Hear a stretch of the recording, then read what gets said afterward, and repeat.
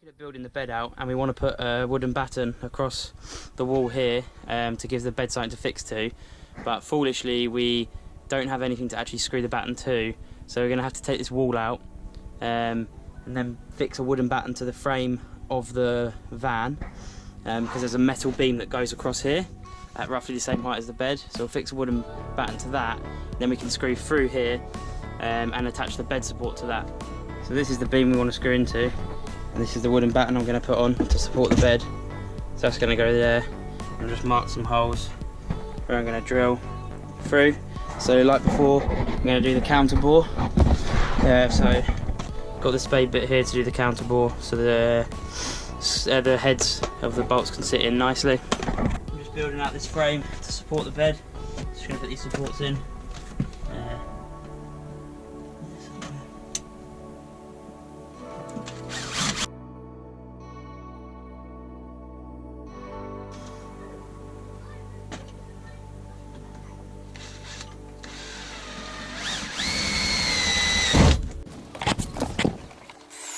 This wooden support frame in, so we had to put this in because we couldn't screw to the metal, so we had to put something in. Here there's a beam that runs across here, and you've got all this which the wall sits flat against, so we can, but because the wall sits down here there was a complete hollow, we wouldn't have been able to screw the bed to anything. So that's just a nice frame that's not going anywhere now. Got screws top and bottom, and then that gives something for the bed to actually screw to. We're just prepping this batten to be screwed to the back of the van wall, so I marked out all my holes. And I'm going to counterbore them for the screws. Counterbored that one already because that's going to have a different screw in it because it'll be going into metal and not wood. What I've done is put the insulation tape on there as to act as a stopper again, so we don't go and counterbore too far.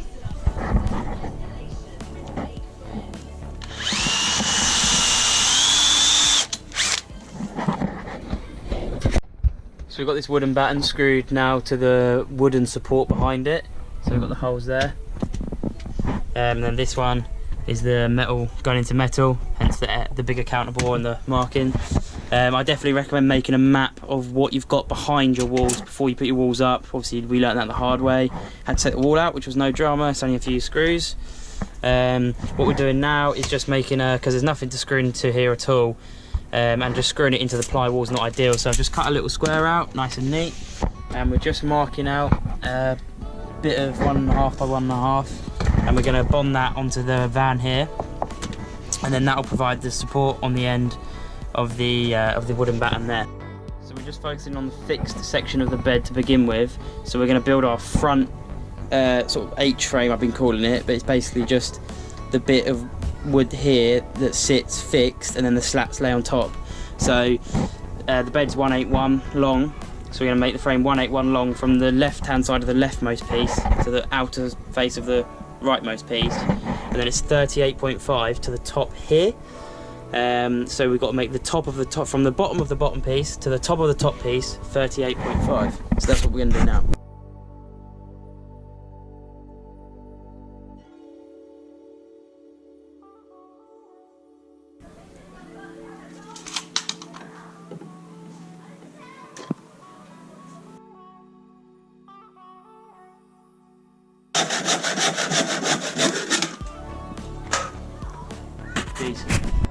So I want this frame to be 38.5 tall.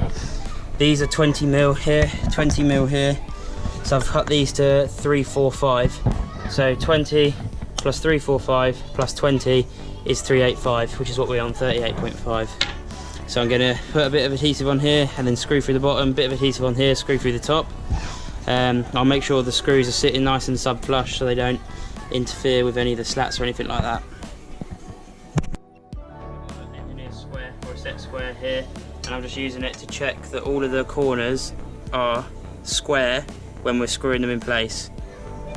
That's going to make a big difference when you get to the last one and they're not all lined up. So we'll do that on every joint.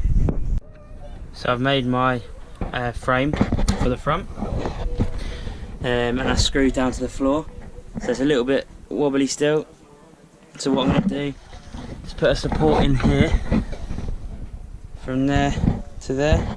Then I'll check my bed is square with the floor before screwing the other side in place, so that will get rid of that wobble and ensure that it's all square. I've gone for 610mm wide on closed. That's just what I've gone for. Don't know why, it just felt right, it felt comfortable, felt not too big, not too small. So that should be nice and space saving. So I get the support in there. The reason I'm doing it on the outside is A, because I can screw in there, and then also I can build up. So on my design, I've got a cupboard here, literally where I am, so I can build up the cupboard off that, so it sort of kill two birds with one stone there. So I'm going to screw that, pilot, countersink the holes, and then that support will be in there. Then I'll also run a support against here, just to brace it a bit further.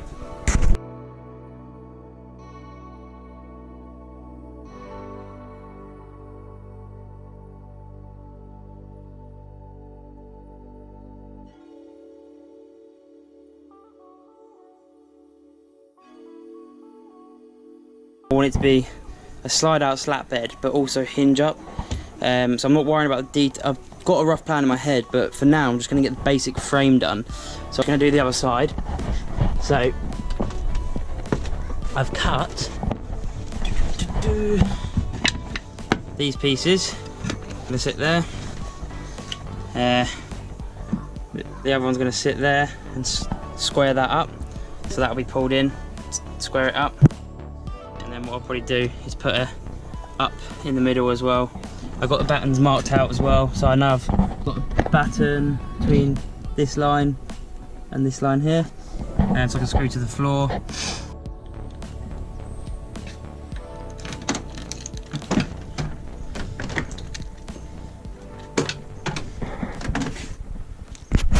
I'm just mocking up the sliding bed with some old slats and a bit of wood, and basically the sliding mechanism is absolutely fine. So we've got this one here, which will be on a separate bit of wood that will slide all the way and hit on there as a stopper. That's absolutely fine, that's a standard sliding bed.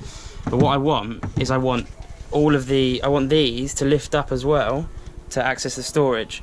Now there is a way of doing it. It's not easy.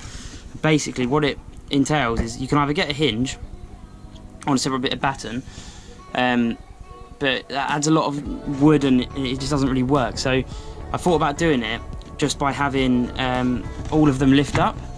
So I have this one batten here, and they all lift up together like this. But then I realised that there's nothing to stop it from falling down. And I know people do have it like that, but for me it just wasn't really a proper solution. So what I'm thinking is I've got a hole in the end here of this piece here, and I'm going to put something in it like that drill bit. The drill bit that we lost. So some sort of dowel or something in it like that, and then I've sort of routed out this bit of wood, so that will be fixed in there, and then that will follow the profile there like a cam almost, and then that will stop you pulling it forward. And them all falling off. So I'm just working on a mock-up for now, but hopefully in not too distant future we'll have a proper piece manufactured. So I've got this piece of wood here, which is follows the same radius as the routed curve there. So it follows that radius, and then all I've done is flipped it down and then marked how the radius continues through this bit of wood, because if I want this in there, then obviously the radius needs to continue down a bit into this bit of wood. I'm just laying out my slats, so what I'm going to do is mock them up on here. I've got this 9mm ply to act as a spacer, so I put that on, then put another slat that side, another slat, and that'll be my gap in between. So I'm just going to mock up all the slats, and then I can start. This is the batten for the sliding, so you can see this will pull out. I've just clamped that in place, and then I can mark on where to drill the slats on the sliding section and screw them down too.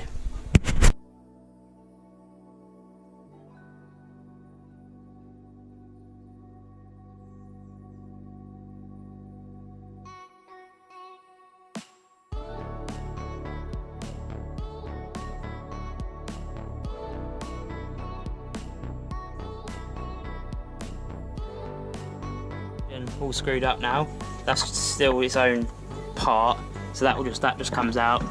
This beam is for the fixed slats. So we've got the bit on the wall, fixed slats, then sliding slat section. The slat sections are effectively two ladders that interlock. So you've got this one here for sliding, and then the fixed one we haven't built yet. This bit butts up against, acts as the stopper, and then what we've done is added a runner in here, so you can see that. Just screwed it through, and that will act as a run along, and then we'll put a foot on the bottom here to slide along as well. So I'm just putting a few felt pads on the bottom, well, a felt pad on the bottom of the legs, so I factored that thickness in to the height of the legs, and then what I'm going to do, now just sitting there nicely.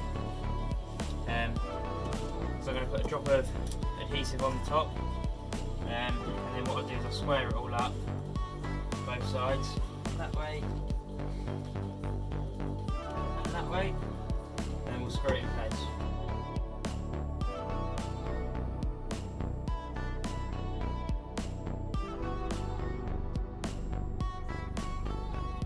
Now we're happy with the sliding slats, we're going to attach the fixed slats to this piece of wood here.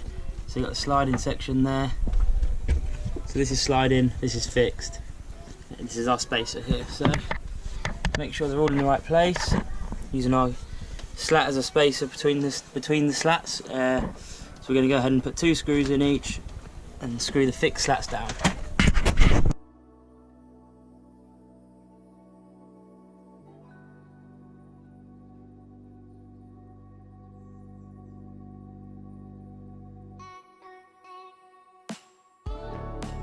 I'm just putting these small washers underneath this wooden batten, if that,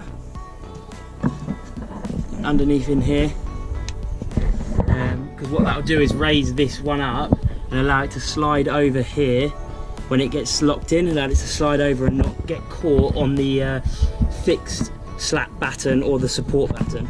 So I'm just looking at making out my guide for the bed movement, so I've just marked it out and I've just chain drilled, then I'll connect those with a jigsaw and sand them so it's nice and smooth. Hopefully this makes my explanation a bit clearer. So basically I've got this channel, this will be screwed into the slats, and then when the bed's lifted up it will follow that guide there, but also it serves another purpose, because what it does, if you look at that, it stops the fixed slats from coming forward. Because I have it all hinged, I can't fix the fixed slats at this end.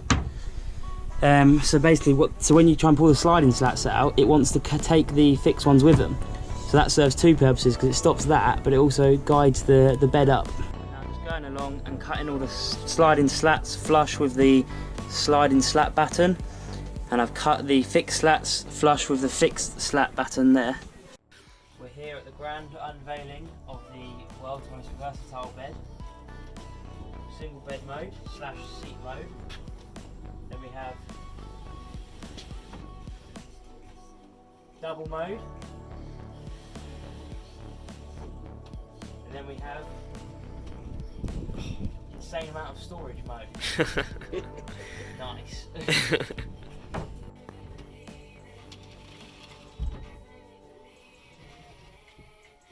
Just to finish off the bed, I've added this necked catch. So that'll stop it. This is the fixed bit, this is the sliding bit. So that goes in there nicely. And we'll stop the bed sliding forward when we're driving. Now I don't want you to think I had it easy with the bed. There was definitely a lot of head scratching that went on to get it right. But I'm so happy with the result. Thanks for watching, and I'll see you in the next one.